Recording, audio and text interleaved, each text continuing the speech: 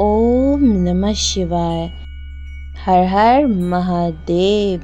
श्री शिव महापुराण रुद्र संहिता प्रथम खंड चौथा अध्याय। नारद जी का भगवान विष्णु को श्राप देना। ऋषि बोले, हे सूत जी, रुद्र गणों के चले जाने पर नारद जी ने क्या किया और वे कहाँ गए, इस सब के बारे में हमें बतलाइए। सूत जी बोले, हे ऋषियों, माया से मोहित नारद जी उन दोनों शिव गणों को श्राप देकर भी मोहवश कुछ न जान सके।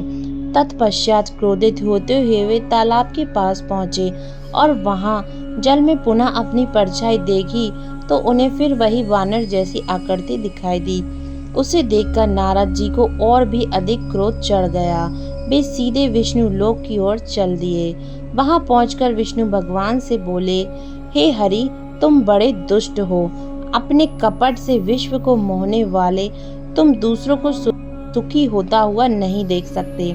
तभी तो तुमने सागर मंथन के समय मोहिनी का रूप धारण कर दैत्यों से अमृत का कलश छीन लिया था और उन्हें अमृत की जगह मदिरा पिलाकर पागल बना दिया था। यदि उस समय भगवान शंकर दया करके विष को नहीं पीते तो तुम्हारा सारा कपट प्रकट हो जाता। तुम्हें कपट पूर्ण चालें अधिक प्रिय है। भगवान महादेव जी ने ब्राह्मणों को सर्वोपरि बतलाया है। आज तुम्हें मैं ऐसी सीख दूंगा जिससे तुम फिर कभी भी ऐसा कार्य नहीं कर सकोगे। अब तक तुम्हारा किसी शक्तिशाली मनुष्य से पाला नहीं पड़ा है, इसलिए तुम निडर बने हुए हो, परंतु अब तुम्हें तुम्हारी करनी का पूरा फल मिलेगा। माया मोहित नारद जी ने क्रोध से खिन्न थे। वे भगवान विष्णु को श्राप देते हुए बोले, विष्णु, तुमने स्त्री के लिए मुझे व्याकुल किया है। तुम सभी को मोह में डालते हो। तुमने राजा का रूप धारण करके मुझसे छला था, इसलिए मैं तुम्हें श्राप देता हूँ कि तुम्हारे जिस रूप ने कपट पूर्ण मुझे छला है, तुम्हें वही रूप मिले। तुम राजा होगे और इसी तरह स्त्री का वियोग भोगोगे जिस तरह मैं भोग रहा हूँ। तुमने जिन वानरों के समान मेरी आकृति बना दी है, वही वानर तुम्हारी सहायता करेंगे। तुम दूसरों को स्त्री वियोग का दुख देते हो, इसलिए तुम्हें भी यही दुख भोगना पड़ेगा। तुम्हारी स्थिति अज्ञान से मोहित मनुष्य जैसी हो जाएगी। अज्ञान से मोहित नारद जी का श्राप विष्णु जी ने स्वीकार कर लिया। तत्पश्चात उन्होंने महालीला करने वाली मोहिनी माया को समाप्त कर दिया। माया के जाते ही नारद जी का खोया हुआ ज्ञान लौट आया और उनकी बुद्धि पहले की तरह हो गई।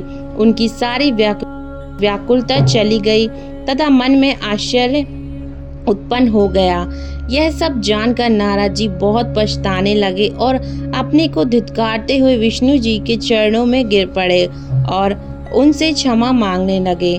नारद जी कहने लगे कि मैंने अज्ञानवश होकर और माया के कारण आपको जो श्राप दिया है वह झूठा हो जाए। भगवान, मेरी बुद्धि खराब हो गई थी जो मैंने आपके लिए बुरे वचन करे और जवाब निकाला। मैंने बहुत बड़ा पाप किया है। हे प्रभु, मुझ पर कृपा कर मुझे ऐसा कोई उपाय बतलाइए जिससे मेरा सारा पाप नष्ट हो जाए।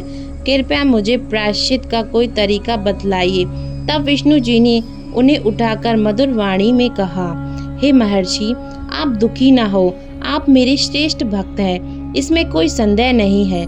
नारद जी, आप चिंता मत कीजिए, आप परम धन्य हैं। आपने अहंकार के वशीभूत होकर भगवान शिव की आज्ञा का पालन नहीं किया था, इसलिए उन्होंने ही आपका गर्व नष्ट करने के लिए यह लीला रची थी।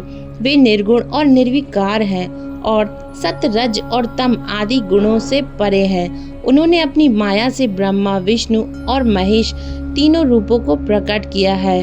निर्गुण अवस्था में उन्हीं का नाम शिव है। वे ही परम पिता, महेश्वर, पर ब्रह्म, अविनाशी, अनंत और महादेव नामों से जाने जाते हैं। उन्हीं की आज्ञा से ब्रह्मा जी जगत के सृष्टा हुए हैं। मैं तीनों लोकों का पालन करता हूँ और शिव जी रुद्र रूप में सबका संहार करते हैं। वे शिव स्वरूप सबके साक्षी हैं। वे माया से भिन्न और निर्गुण हैं। वे अपने भक्तों पर सदा दया करते हैं। मैं तुम्हें समस्त पापों का नाश करने वाला, भोग एवं मोक्ष प्रदान करने वाला उपाय बतलाता हूँ। अपने सारे शंकों एवं चिंताओं को त्याग कर भगवान शिव की यश और कीर्ति का गुणगान करो और सदा अनन्य भाव से शिव जी के शतनाम स्तोत्र का पाठ करो, उनकी उपासना करो तथा प्रतिदिन उनकी पूजा अर्चना करो। जो मनुष्य मन, वाणी और भगवान शिव की भक्ति करते हैं, उन्हें सांसारिक भवसागर से तत्काल मुक्ति मिल जाती है। जो लोग पाप रूपी दावानल से पश्चात ही ज्ञानी मनुष्यों ने शिवजी की पूजा को जन्म मरण रूपी बंधनों से मुक्त होने का सर्वश्रेष्ठ साधन बतलाया है। इसीलिए आज से ही रोज भगवान शिव की कथा सुनो और